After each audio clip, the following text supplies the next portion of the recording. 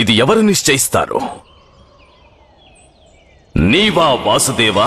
కాదు, కాలమే నిశ్చయిస్తుంది. ఇక కాలగమనాన్ని అందరూ ఆమోదించాలి మహితాత్మ. ఇది సమస్త ఆర్యావర్తానికి సంక్రమణ కాలం వంటిది. ఏ విధంగా సంక్రాంతి సమయంలో సూర్యనారాయణుడు తన గమనాన్ని మార్చుకుంటాడో అదే విధంగా సమస్త ఆర్యావర్తము తన గమనాన్ని మార్చుకుంటుంది. పురాతన సంప్రదాయాలు నశిస్తాయి, ప్రాచీన సామ్రాజ్యాలు ధ్వంసమవుతాయి, నవీన ధర్మం స్థాపితమవుతుంది, అలాగే నవ్యయుగం ఆరంభమవుతుంది. మహారథి భీష్మ, విభ్రమించే కాలచక్రంలో మీరు ఏ పక్షాన నిలుస్తారో అనే నిర్ణయం మీరే తీసుకోవాలి. ఎందుకంటే కాలచక్ర భ్రమణంలో అందరూ నలిగిపోతారు. అధర్మ మార్గాన్ని అనుసరించే వారిలో పరివర్తన ప్రారంభమవుతుంది. ఇక ధర్మ మార్గాన్ని అనుసరించేవారు నవశకానికి నాంది పలుకుతారు. ఇది నిశ్చయం.